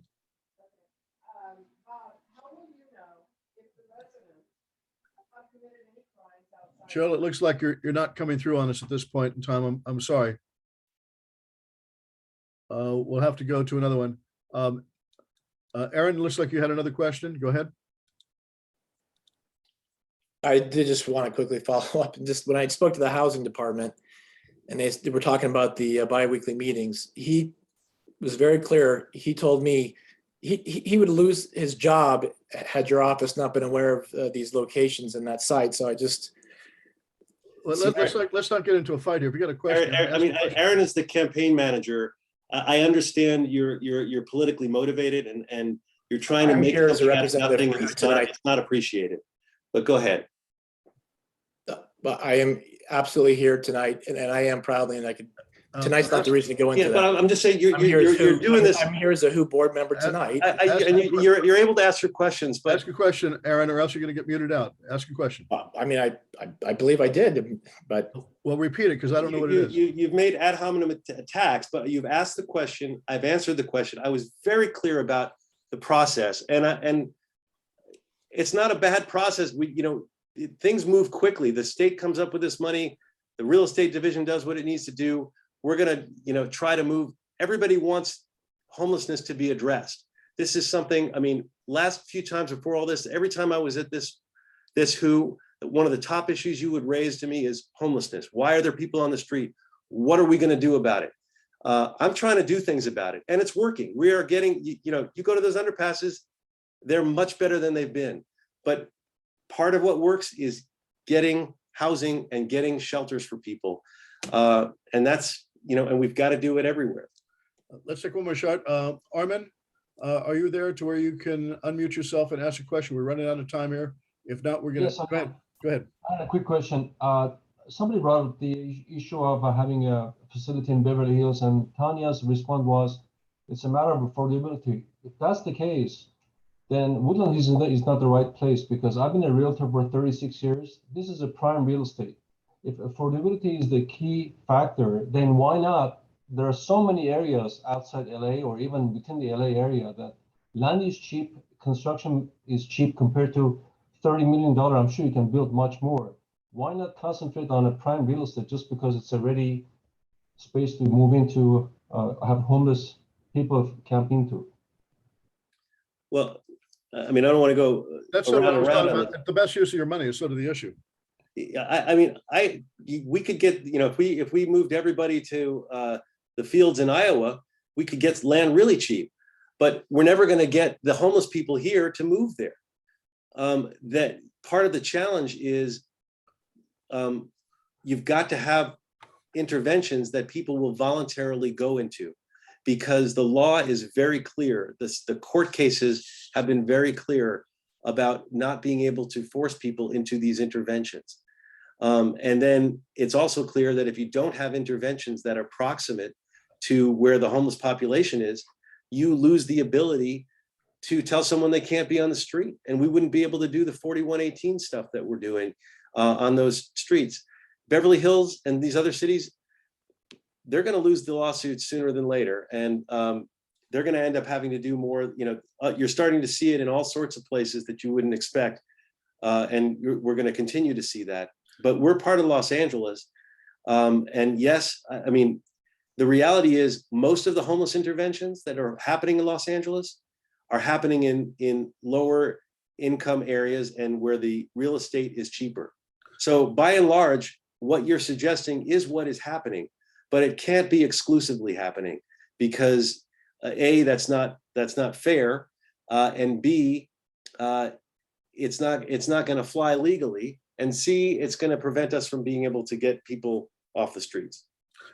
Councilman, I appreciate your time on this one. Maybe I'm going to finish. Where's Judge Carter at on all this stuff? Is that still kicking around, or has that gone quiet for a good period of time? That is still kicking around. And tell us about the homeless count that's going on. Is that strictly being done in the county, or is that in the unincorporated areas, or is the city doing something too that apparently started today? It started yesterday, and in fact, we led the effort in my district office. We staged the homeless count out of my office, where we had tons of volunteers come, and that was the area where they staged from to go out to do homeless. They also did one in Woodland Hills. They did one in basically all the communities. So the homeless count, as has happened for years past, but didn't happen last year because of COVID, is in the process of happening. You get the volunteers to go out, then they follow that up with paid folks and lots of workers, and they have a extrapolation method that they use to do the ultimate count, and we should have results from that in a few months. All right, so we're gonna get a new updated count. What was the last count done? I think it was before COVID started. So we got a couple of years in between here. It was 2020 was the last homeless count. So we're gonna have an update at this point, and you expect that out in a couple of months with the time. Well, is that gonna affect what we're gonna do as far as trying to find some of these housing for the those that are homeless at this point? Yeah, well, I mean, it'll certainly affect us. It'll let us know where the homelessness is going down, where it's going up, if these interventions are succeeding, and also that will drive sometimes where the services and where the dollars go. So if we're succeeding here in the West Valley, and we don't have our homeless numbers are way down, and another area the homeless numbers are way up, and they're going to be probably pushing more money toward those other areas to build more interventions over there. Well, I think that the bottom line is this isn't going away. This is going to be around with us, and there's always been homeless with us, and I'm afraid there will always be homeless with us. We just have to try to do the best we can with it, and find ways of being able to make a better life for some of those who have some tough times with it. And Councilman, we appreciate your time coming in tonight. We kept you a little bit longer than what you're normally used to, and having to make you wait and listen to all of Ken's stuff too. But actually, I'm used to that with this group. I think every time I've been here for multiple hours. You are, and I've always stayed until I deeply appreciate that, but I think it's time to let you go back to at least to get some good night's sleep tonight. We thank you deeply for the work that you put in, and spending the time with us too. And again, a special thank then to Ken Croft for coming in as well. And for those of you who are listening and been listening with us, we hope that we've done good by giving you some new information for you to at least give some thought to about some things. If you find the work that we're doing here is good and valuable to the community, please join us. Go to whho.com and join us. It's $25 per household. You help us out a great deal. It impresses Bob when we have a lot of people that are part of our organization, because he knows that we're going to be a voting block in that process too. So thank you all for this evening. We'll say goodnight to you, and thank you for joining us. We've had hundreds of people with us this evening with a lot of questions. We had almost between comments and questions, over 1,000 questions and comments that have come in tonight. So thank you for that. And we hope that we're able to answer some of your questions in that process. So we'll say goodnight to you. Please be safe, and God bless. Take care. Good night to you. Take care. Bye-bye.